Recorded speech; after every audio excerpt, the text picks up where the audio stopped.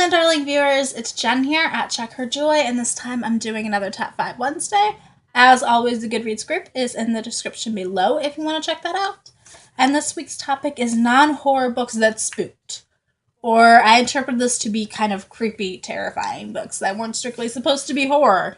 Adding to this atmosphere, it is kind of dark and stormy right now, so my lighting is also a little bit creepy and dark right now. Hopefully you guys enjoy that aesthetic. And also my new haircut. Isn't it lovely? You guys probably can't fully appreciate my haircut in this lighting, but I'm pretty happy with it. Okay, moving on to the list, which is probably what you guys are here for. So the first story on my list is Yellow Wallpaper by Charlotte Perkins Gilman. This is a short story, and it's basically about a woman experiencing a psychotic episode. She goes, I think, on vacation or on a retreat. She's supposed to be resting, basically. And she gets locked up in this room by herself for most of the day. Her husband's staying with her at first, but even he, needs to go back to work at some point. So she starts feeling completely isolated in this room. And all she can do all day is basically look out this one window and stare at this yellow wallpaper.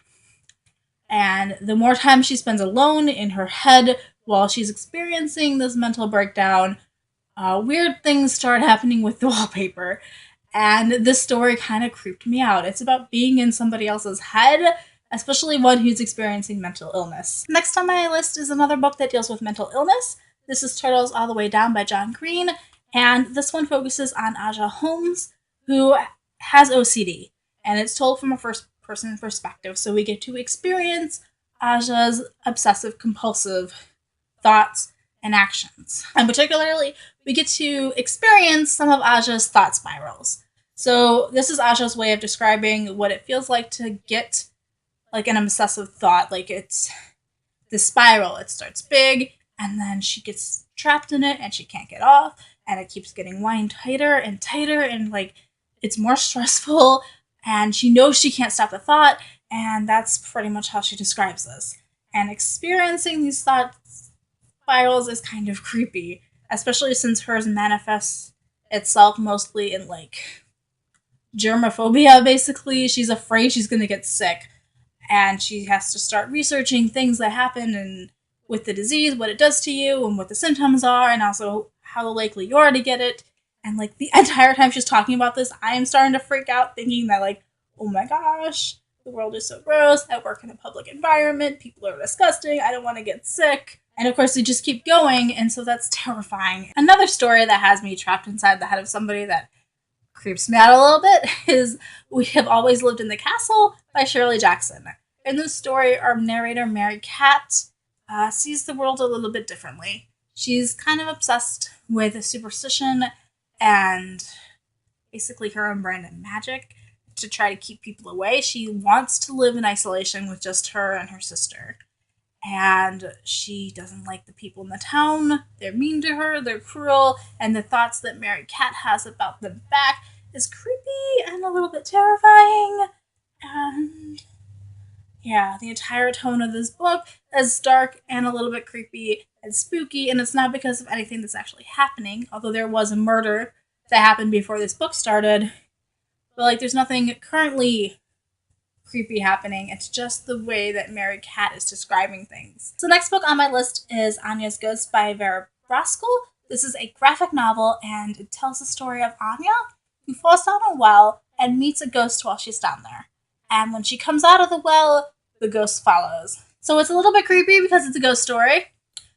And it's a little bit creepy because of the art itself and the way that's drawn in kind of this bluish purple. So Anya's a teenager who doesn't really have friends. And so when the ghost follows her out, she and the ghost become friends. And the way that the ghost interacts with Anya and her life and views the people around her is kind of spooky and creepy. Also, when she first falls into the well, we're not sure if she's going to get captured or not. So obviously, the last thing you want to do is meet the ghost of somebody who died in the well because they fell down there and couldn't get out. That's not reassuring at all. So yeah, this story is a little bit spooky. If you want a good ghost story, I recommend this one. Also on my list is The Strange Library by Haruki Murakami.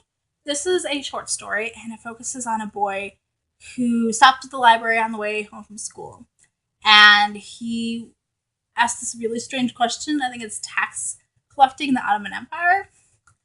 And he gets taken to a reading room to look at these books because he can't check them out.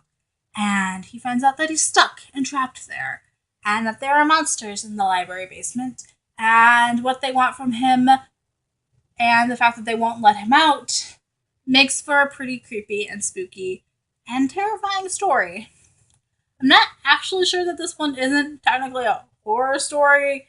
It's kind of on the fence there. It's definitely more magical realism. This story thoroughly creeped me out, especially since I work in a library.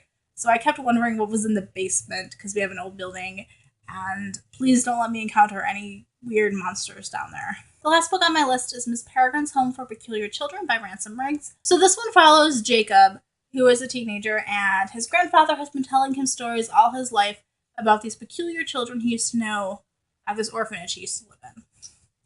And so Jacob grows up hearing stories about kids who can control fire and bring things to life and float.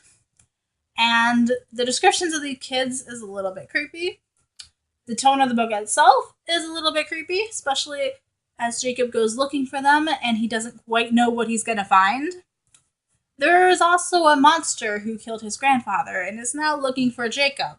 So that's creepy. And this book also includes old-time photographs that were the inspiration for the Peculiar Children, and they're all black and white, and they're a little bit spooky and bizarre and creepy as well. So guys, there is my list of non-horror books that kind of creeped me out or spooked me a little bit. Let me know in the comments below if you have any favorite books that fit into this category, and if you've read any of these books, what you thought of them. As always, the complete list of books and any book reviews that I've done on them is in the description below. So, peace out, I love you guys, and keep reading. Bye!